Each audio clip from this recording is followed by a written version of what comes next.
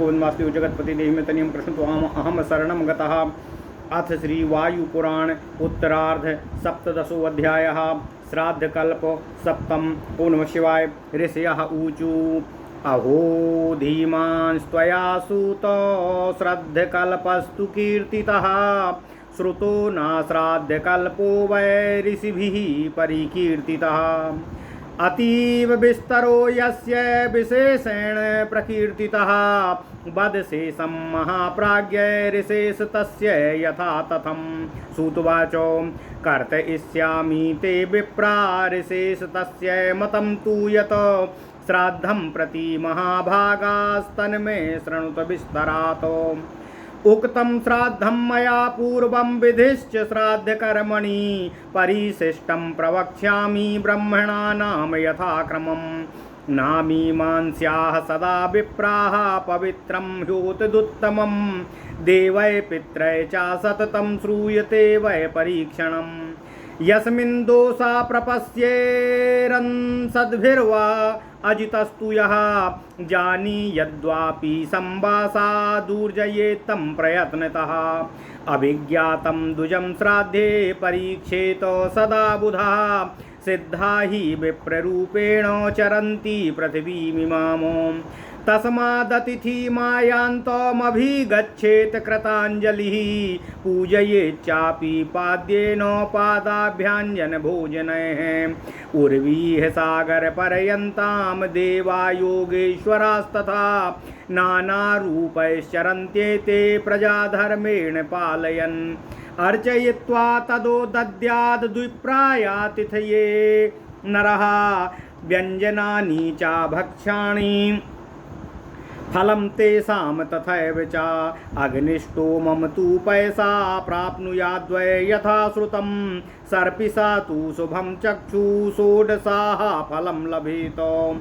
मधुना त्वतिरास्त्रस्य फलं च समवाप्नुयात् त्वात् प्राप्नुयात् श्रद्धानो नरो वै सर्वैः कामैर्भुजयेद्यस् तस्मात् तत्प्राप्नुयाच्छधानो नरो वै सर्वैः कामैर्भुजयेद्यस्तु विप्रानो सर्वावर्थां सर्वविप्रातिथेयः फलं भुक्ते सर्वमेधस्य नित्यम् यास्तु श्राद्धे तिथिं प्राप्य देवैवाप्याय मन्यते तं वै देवा निरस्यन्ति होता यद्वत् परं वसुं देवाश्च पितरश्चैव बहिनीश्चैव हि तद्विता जानो अभिष्य भुञ्जते तद्वै लोकानुग्रहकारणात् अपूजिता दहन्ते ते दद्युः कामाश्च पूजिताः सर्वेष्वानापि तस्माद्य पूजयेदातिथीन्थसाः पूजयेदतिथीन् सदाः वानप्रस्थो गृहस्थस्य गृहमभ्यागतोऽथ वै बालाखिन्नायतिश्चैव जानीयादतिथीन् सदाः अभ्यागतो याचकः स्यादतिथि स्यादयाचकः अतिथेरतिथि श्रेष्ठा सोऽतिथिर्योग उच्यते ना घोरो नापि संकीर्णो ना विद्यो ना विशेषवितो ना च संतान समृद्ध्यो ना सेवी ना चरोतिथिः पिपासिताय श्रान्ताय भ्रान्तायातीव भुक्षते तस्मै सत्कृत्य दातव्यं यज्ञस्य फलमिच्छताम् आरुह्य भृगुतुङ्गे तु गत्वा पुण्यां सरस्वतीम् आपगाम तु नदीं पुण्यां गङ्गां देवीं महानदीम् हिमवत् प्रभवा नद्यो यस्यान्या ऋषिपूजिता सरस्वती तीर्थाभिसंवेद्या नदी नववहास्तथा गत्वैतान् मुच्यते पापै स्वर्गे नित्यं महीयते दशरात्रां शौचं तु प्रोक्तं वै मृतसूतके ब्राह्मणस्य विशेषेण क्षत्रिये द्वादशं स्मृतम् अर्धमासं तु वैश्यस्य मासात् शूद्रस्तु शुद्धयति उदक्या सर्ववर्णानां त्रिरात्रेण तु शुध्यति उदक्यां सूतिकां चैव स्वान्मत्यावसायिनम् नग्नादीन मृतहाराश्च स्पृष्ट्वा शौच विधीयते स्नात्वा सचैलो मृद्धिस्तु द्वादशभिस्तु शुद्धयति एतदेवं भवेत् शौचं मैथुने वमने तथा मृदा प्रक्षाल्य हस्तौ तु कुर्यात् क्षौतविधि नरः प्रक्षाल्य चाद्भिर्हस्तो च स्नात्वा चैव मृदा पुनः मृदं गुह्यो ततो द्विस्तु पुनरेव मृदं बुधा एवं शौचविधिर्द्रष्टा सर्ववर्णेषु नित्यदा परिदद्यान् मृदस्तिस्रो हस्तपादावचेत सेचनम् आरण्यं शौचमेतस्तु ग्राम्यं वक्ष्याम्यतः परं मृदस्तिस्रो पादयोस्तु हस्तयोस्तित्र एव च मृदः पञ्चदशा मेध्ये हस्तादीनां विभागशः अनिर्णिक्ते मृदं दद्यान् मृदन्ते त्वद्भिरेव तु कंठं शिरो वा प्रावृत्य रथ्यापादगतस्तु वा अकृत्यापादयोः शौचो शुचिर्भवेत् प्रक्षाल्य पात्रं निक्षिप्य अचम्याभ्युक्षणं पुनः द्रव्यस्यान्यस्य तु तथा कुर्यादभ्युक्षणं पुनः पुष्पादीनां तृणानां चाप्रोक्षणं हविषां तथा पराहतानां द्रव्याणां निधायाभ्युक्षणं तथा नाप्रोक्षितं हरित किंचित् छाद्धे दैवे तथा पुनः उत्तरेण हरिद्वेद्यां दक्षिणेन विसर्जयेत् विच्छिन्नं स्याद्विपर्यासे देवै पित्रै तथैव च दक्षिणेन तु हस्तेन दक्षिणां वेदीमा लिखेत कराभ्यामेव देवानां पितॄणां विक्रम शुभम् अशुभिस्तप्यायोश्चैव तथा मूत्रो पुरीशयोः निष्ठीविते तथा व्यक्ते भुक्त्वा विपरीधाय च इच्छिष्टस्य च संस्पर्शे तथा पादावसेचने उत्सृष्टस्य सुसंभासे ह्याशुचिं प्रयतस्य च संदेहेषु च सर्वेषु शिखां मुक्त्वा तथैव च विना यज्ञोपवीतेनो मोहात्तु यद्युपस्पृशेत ओष्ठस्य दन्तसंस्पर्शे दर्शने चान्त्यवासिनां जिह्वया चैव संस्पृश्य दन्तासक्तं तथैव च सशब्दामाङ्गुलीभिश्च प्रणतश्चावलोकयन् यस्याधर्मे स्थितो मोहादाचान्तोऽप्याशुचिर्भवेत् उपविश्य शुचौ देशे प्रणतः प्राङ्गुदङ्गमुखः पादौ प्रक्षाल्य हस्तौ तु अन्तर्जानुरुपस्पृशेत् प्रसन्ना स्त्री पिबेच्चापः प्रयतः सुसमाहितः द्विरेव मार्जनं कुर्यात् सत्कृतभक्षुक्षणं ततः मुखानि मूर्धानमात्मानं हस्तौ पादौ तथैव च अभ्युक्षणं तथा तस्य यद्यमीमांसितं भवेत् एवमाचमनं तस्य वेदायज्ञास्तपांसि च दानानि ब्रह्मचर्यं च भवन्ति सफलास्तथा क्रियां यः कुरुते मोहादनाच्चम्यैकनास्तिकः भवन्ति च वृथा तस्य क्रियाहूता न संशयः वाग्भावशुद्धे निर्णिक्तं दुष्टं वाप्यनिन्दितं मेध्यान्येतानि येयानि दुष्टमेभ्यो विपर्ययः न वक्तव्यः सदा प्रिया क्षुधितो नास्ति किञ्चन तस्मै सत्कृत्य यो दद्यादयूपो यज्ञ उच्यते अपलुष्टान्नं श्रितान्नं तु अक्रसवृत्तिमयाचकम् एकान्तशीलं ह्रीमन्तं सदा श्राद्धेषु भोजयेत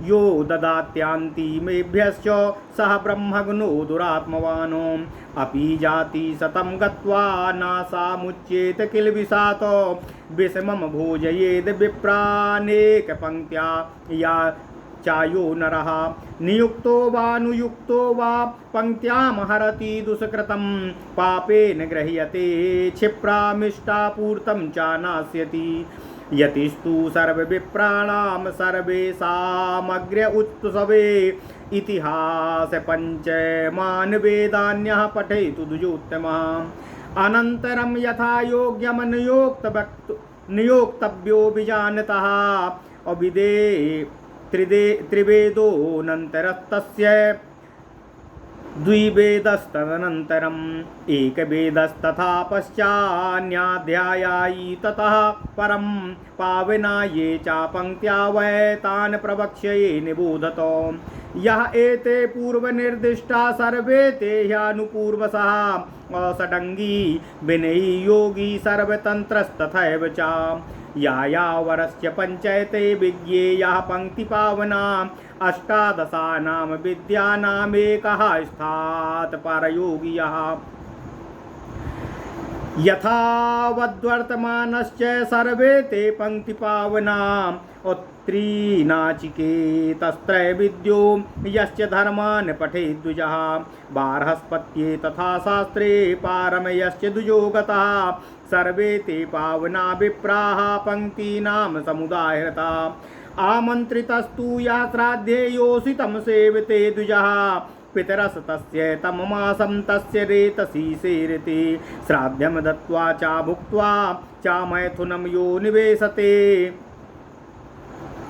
श्राद्धं दत्त्वा च भुक्त्वा च मैथुनं यो निसेवते पितरस्तस्य तम्मासं रेतः स्थानात्र संशयः तस्मादतिथये देयं भोजयेद ब्रह्मचारिणं ध्यानिष्ठाय दातव्यं सानुक्रोशाय धार्मिकं यतिम वा बालखिल्यान् वा भोजयेत् श्राद्धकर्मणि वानप्रस्थोपकुर्वाणः पूजामात्रेण तोषितः गृहस्थं भोजयेद्यस्तु विश्वे देवास्तु पूजिता वानप्रस्थेन ऋषयोः बालखिल्यै पुरन्दरः यतीनां पूजने चापि साक्षात् ब्रह्मा तु पूजिता आश्रमा पावना पंच उपधाभिरयनाश्रमाः चत्वार आश्रमा पूज्या श्राद्धे देवै तथैव च चतुराश्रमबाह्येभ्यः श्राद्धं नैव प्रदापयेत सह तिष्ठेद्वा बुभुक्षुस्तु चतुराश्रमबाह्यतः अयतिर्मोक्षवादी च उभौतौ षडङ्क्ति दूषकौ व्रथामुण्डाश्च जटिलाः सर्वे कार्पटिकास्तथा निर्घृणान् भिन्नवृत्ताश्च सर्वभक्षान् विवर्जयेत कारुकादीन् चारान् सर्वभेदो बहिष्कृतान् गायनान् देववृत्ताश्च हव्यकव्येषु वर्जयेत द्विजेष्वपि कृतं नित्यं श्राद्धकर्माणि वर्जयेत एतेषु वर्तते यश्च कृष्णवर्णं सा गच्छति। ओम नमः शिवाय।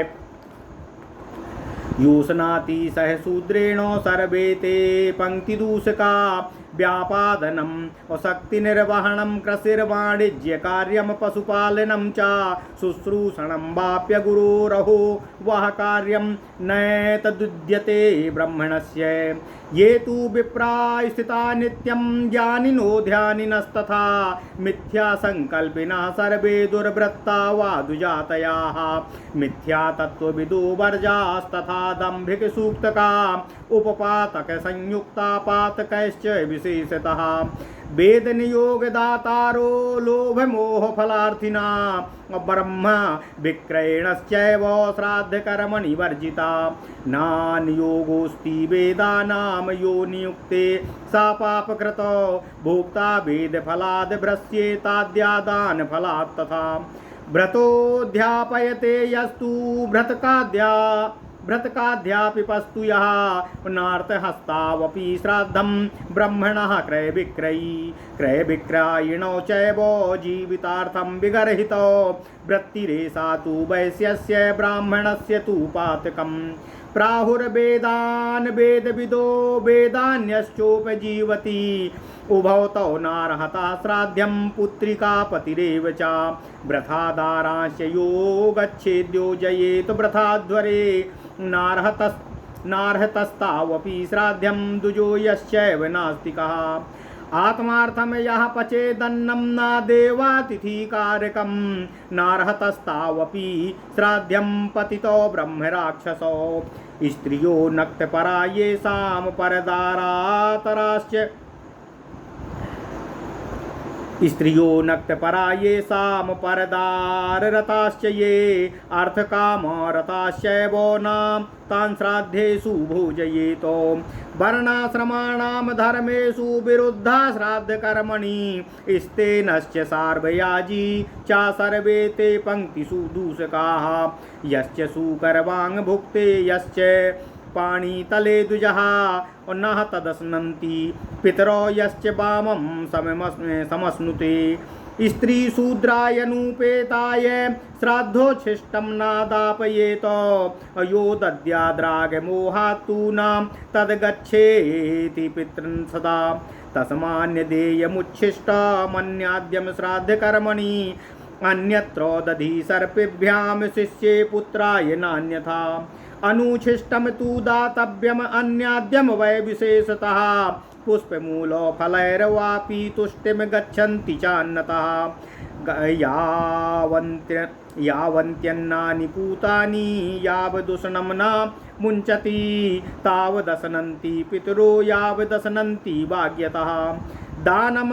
दानम प्रतिग्रहो होमो भोजनम बलिरेव च सांगुष्ठेन तथा कार्यम नासुरेभ्यो यथा भवेतो एतान्येव च सर्वाणि दानादीनि विशेषतः अंतर्जान विशेषेणो तद्वद्दाचनं भवेतो। मुण्डान् जटिलकासायान् श्राद्धकालेऽपि वर्जयेतो विशिख्यो वा त्रिदण्डिभ्यः श्राद्धं यत्नात् प्रदापयेतो। ये तु व्रते स्थिता नित्यं ध्यानिनस्तथा ये तु व्रते स्थितं नित्यं ज्ञानिनो ध्यानिनस्तथा देवभक्ता महात्मानः पुनीरयुदर्शनापन्दपिः। सर्वं योगेश्वरैर्व्याप्तं त्रैलोक्यं वै निरन्तरं तस्मात् पश्यन्ति ते सर्वं यत्किञ्चित् जगति गतं व्यक्ताव्यक्त्यं वशीकृत्य सर्वस्यापि च यत्परम् सदसच्चेति यैर्द्रष्टं सदसच्च महात्मनामो सर्वज्ञानानि दृष्टानि मोक्षादीनि महात्मनामो तस्मात् तेषु सदा व्यसक्तः प्राप्नोत्यानुपमं शुभं। ऋचो हि यो वेद सा वेदो वेदान्याञ्जुंसि यो वेद सा वेदयज्ञं सामानि यो वेद सा वेदो ब्रह्मा यो मानसं वेद सा वेद सर्वम्। ओम नमः शिवाय, ओम नमः शिवाय, ओम नमः शिवाय। ओम नमो भगवते वासुदेवाय। ओम देवकी सुत गोविंद वासुदेव जगतपते देहि मे तनियं कृष्ण त्वाम अहम शरणं गता। अथ श्री वायुपुराण उत्तरार्ध सप्तदशो अध्यायः श्राद्धकल्प सप्तम। ओम नमः शिवाय। ऋषियों ने कहा, हे श्रीमान सूत जी, आपने समस्त श्राद्धकल्प का वर्णन कर दिया है। उस अविस्तृत अति विस्तृत ऋषि कल्पित श्राद्ध कल्प को हम सब ने सुना है। हे महाप्राज्ञ, अब आप अवशेष ऋषि मत का वर्णन करने की कृपा कीजिए। सूत जी बोले, हे विप्रगणों, श्राद्ध संबंधी जो अति विशिष्ट ऋषि मत है उसका मैं विस्तार से आप लोगों के समक्ष वर्णन कर रहा हूँ, आप लोग उसे सुने। पहले मैंने श्राद्ध तथा श्राद्ध विधि का वर्णन किया है, अब मैं परिशिष्ट श्राद्ध में ब्राह्मण सन्निवेश के क्रम का वर्णन आप लोगों से कर रहा हूँ, आप लोग उसे सुने। ब्राह्मण सदा ही मीमांसा से परे होते हैं तथा ब्राह्मण सन्निवेश एक अति उत्तम तथा पवित्र कार्य है, किंतु देव तथा पितृ कार्य में ब्राह्मणों की परीक्षा की जानी चाहिए, ऐसा सुना गया है। जिन ब्राह्मणों में दुर्गुण दिखाई पड़ता हो, जो सज्जन समाज द्वारा बहिष्कृत हों तथा जान समझकर पतितों के संसर्ग में रहते हों, ऐसे ब्राह्मण का श्राद्ध कर्म में परित्याग करना ही सर्वोत्तम है। श्राद्ध में सम्मिलित करने के लिए ब्राह्मणों का यत्नपूर्वक परिचय प्राप्त कर लेना आवश्यक होता है। ज्ञानी व्यक्ति सदा अपरिचित ब्राह्मणों की परीक्षा करके ही उनको ग्रहण करते हैं। सिद्धगण ब्राह्मणों के वेश में इस पृथ्वी पर विचरण करते रहते हैं, इसलिए गृहस्थ व्यक्ति कृतांजलि पूर्वक घर आए अतिथि के सम्मुख उपस्थित होकर और उन्हें पाद्यादि तथा भोजन प्रदान कर विधिवत उनकी पूजा करे। योगेश्वर देवगण प्रजापालन के निमित्त विभिन्न रूपों में सागरा पृथ्वी पर विचरण करते हैं, अतः आए हुए ब्राह्मण अतिथि का भक्ति पूर्वक पूजन कर व्यंजन सहित विविध प्रकार के भोजन तथा फल प्रदान कर उसका स्वागत करें। इस प्रकार करने पर इसका यथेष्ट सुफल प्राप्त होता है। अतिथि को दुग्ध प्रदान करने पर अग्निष्टोम यज्ञ का फल मिलता है। घृत प्रदान करने पर दिव्य नेत्र तथा 16 दिनों के यज्ञ का फल एवं मधु प्रदान करने पर अतिरात्र व्रत का फल प्राप्त होता है। जो श्रद्धावान व्यक्ति भक्ति सहित अपने सामर्थ्य के अनुसार ब्राह्मणों को भोजन कराता है उसे सभी यज्ञों का फल प्राप्त होता है, क्योंकि विप्र अतिथि का सत्कार सभी मनोरथों को प्रदान करने वाला होता है। जो व्यक्ति श्राद्ध अथवा देव कार्य में आगत अतिथि का तिरस्कार करते हैं उसे देवगण उसी प्रकार त्याग कर देते हैं जिस प्रकार हवनकर्ता भूमि पर गिरी हुई आहुति का त्याग करता है। देवता, पितर तथा अग्नि लोकानुग्रह के निमित्त विप्र के अवशिष्ट होकर भोजन करते हैं। वे अपूजित होने पर लोगों को दग्ध करते हैं तथा पूजित होने पर अभिलषित फल प्रदान करते हैं। इसलिए गृहस्थ सर्वस्व व्यय करके भी अतिथि का सत्कार करे। वानप्रस्थ, गृहस्थ, ग्रहागत, दीन बालक तथा यतियों को अतिथि के रूप में जानना चाहिए। घर पर आए याचक को अभ्यागत तथा बिना किसी याचना के आए हुए को अतिथि कहा जाता है। बिना किसी तिथि के कभी को भी आने वाले ही उत्तम अतिथि होते हैं। वे परयोगी स्वरूप होते हैं। सुदर्शन, असंकीर्ण, सुविज्ञ, विशेषज्ञ, संतान समृद्ध, सेवा रहित तथा आचारवान न होने पर भी यदि वह प्यासा, श्रांत, भ्रांत तथा भूखा हो तो भी उसकी यथाविधि सत्कार तथा दान देना कर्तव्य होता है। ऐसा करने पर यज्ञ फल की प्राप्ति होती है। भृगु तुंग पर आरोहण, पुण्य सलिला सरस्वती, पतित पावनी महानदी गंगा, हिमालय से उत्पन्न अन्य सब नदियाँ, अन्य सभी तीर्थ तथा ऋषियों द्वारा पूजित सरिताओं और सरोवरों आदि की यात्रा करने पर मनुष्य पाप मुक्त होकर स्वर्ग में सम्मिलित होते हैं। ब्राह्मणों के लिए मृतक शौच तथा सूतक शौच 10 रात्रि का होता है। क्षत्रियों के लिए 12 रात्रि का, वैश्यों के लिए आधे मास का तथा शूद्रों के लिए 1 मास का शौच होता है। किसी भी वर्ण की रजस्वला स्त्री 3 रात्रि तक अशुद्ध रहती है। रजस्वला सूतिका, कुत्ता, नाई, नग्न तथा सौवाहक को स्पर्श कर लेने पर शरीर में 12 बार मिट्टी का लेपन करके शुद्ध होना चाहिए। फिर वस्त्र सहित स्नान करके शुद्धि प्राप्त होती है। मैथुन तथा वमन में भी इसी प्रकार शुद्धि होती है। लोगों को मिट्टी से दोनों हाथों को धोकर शौच विधि का पालन करना चाहिए। बुद्धिमान व्यक्ति जल से दोनों हाथों को धोकर मिट्टी से स्नान करे। फिर गुह्य स्थानों में 2 बार मिट्टी लगाकर फिर 1 बार मिट्टी लगावे। यही विधि सभी वर्णों के लिए शुद्धता के लिए कही गई है। हाथ पैरों में 3 बार मिट्टी लगाकर जल द्वारा धो लेना चाहिए। यह नियम वानप्रस्थियों के लिए होता है। इसके उपरांत अब मैं ग्रामीणों के लिए शौच के नियमों का वर्णन कर रहा हूँ। दोनों पैर में 3 बार, दोनों हाथों में भी 3 बार, हाथ आदि के विभाग क्रम में अन्य अपवित्र स्थानों में 15 बार मिट्टी लगानी चाहिए। अपवित्र स्थानों में मिट्टी लगाने के बाद जल द्वारा धो लेना चाहिए।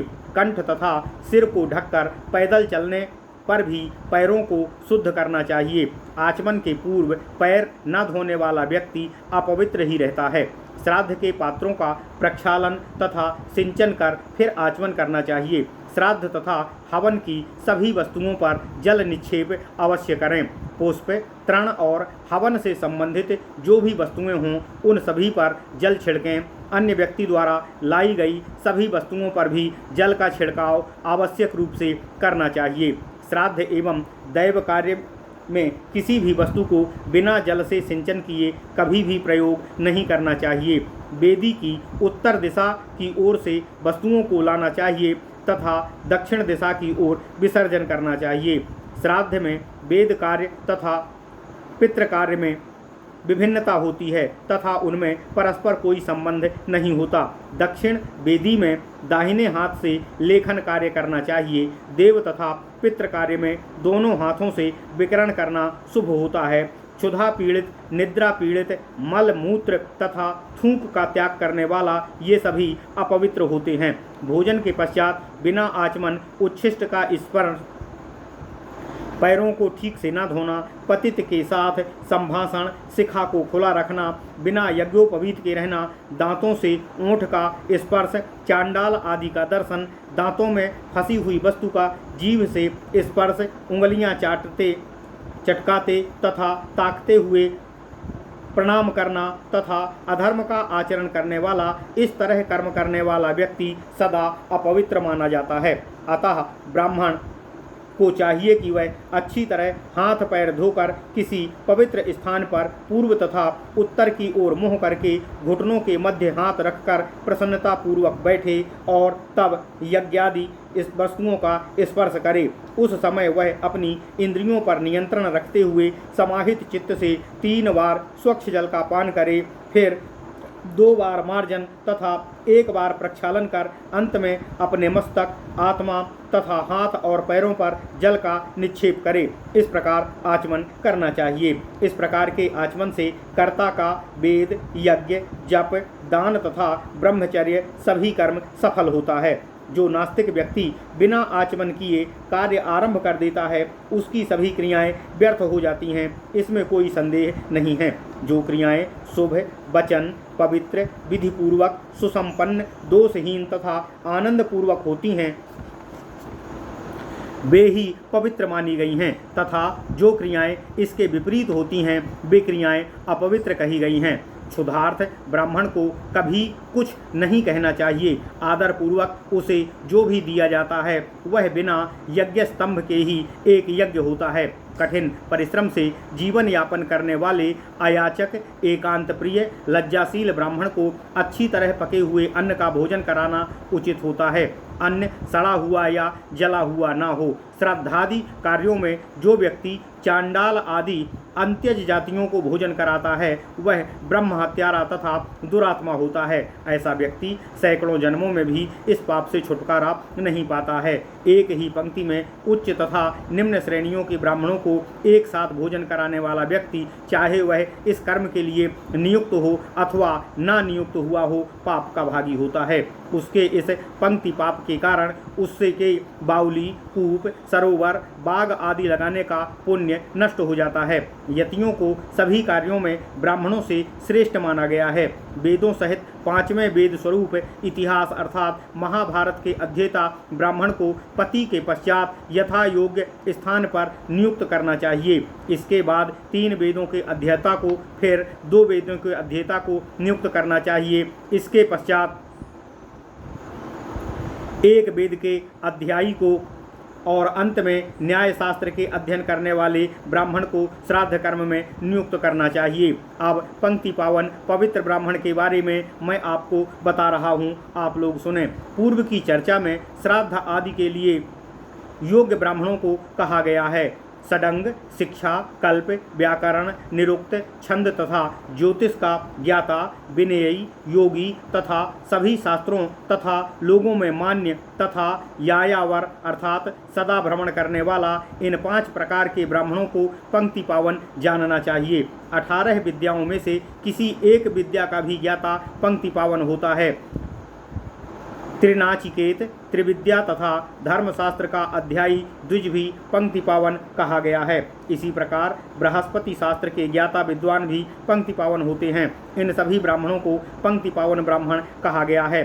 श्राद्ध कर्म में आमंत्रित ब्राह्मण यदि स्त्री समागम करता है तो पितरगण उसका मांस भक्षण करते हैं तथा उसके वीर्य पर शयन करते हैं। वैसे ही श्राद्ध करने या श्राद्ध में भोजन करने पर जो ब्राह्मण मैथुन करते हैं उनके पितरगण उसका मांस खाते हैं तथा वीर्य का अवस्थान करते हैं, इसमें संदेह नहीं है। श्राद्ध के अवसर पर अतिथि, ब्रह्मचारी, ध्याननिष्ठ, दयालु, धार्मिक, यति तथा बाल खिल्यों को भोजन कराना चाहिए। वानप्रस्थ ग्रहण करने वाला पूजा मात्र से ही संतुष्ट हो जाता है। गृहस्थ को भोजन कराने से विश्व देवों की पूजा हो जाती है। वानप्रस्थ में रहने वाले को संतुष्ट होने को ऋषि का संतुष्ट होना समझना चाहिए। बालखिल्यों के पूजन से इंद्र की तथा यतियों के पूजन से साक्षात भगवान ब्रह्मा जी पूजित होते हैं। उपाधियों के अनुसार 5 पवित्र आश्रम माने गए हैं। इनके अतिरिक्त अन्य कोई आश्रम नहीं है। उनमें से देव तथा पितृ कार्यों के लिए 4 आश्रम ही पूजनीय हैं। इन 4 आश्रम से बहिर्भूत व्यक्ति को चाहे वह क्षुधार्थ ही क्यों ना हो, श्राद्ध कर्म में कभी कुछ भी नहीं देना चाहिए। जो यति ना हो तथा केवल मोक्ष की चर्चा करने वाला हो, ऐसे दोनों प्रकार के ब्राह्मण पंक्ति दूषक होते हैं। कपटी, मुंडी तथा जटाधारी, कपट वेशभूषाधारी, निर्मम, भिन्न आचरण वाले तथा सर्वभक्षी ब्राह्मणों को श्रद्धादि में कभी सम्मिलित नहीं करना चाहिए।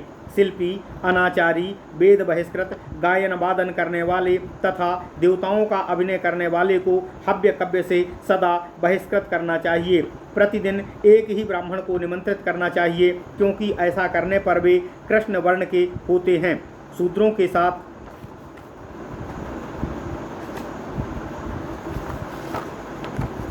भोजन करने वाला ब्राह्मण पंक्ति दूषक होता है। जीव हिंसा, शक्ति का दुरुपयोग, कृषि कर्म, व्यापार, पशुपालन, गुरु से रहित होना, अन्य की सेवा करना आदि कार्य ब्राह्मणों के लिए उपयुक्त नहीं है।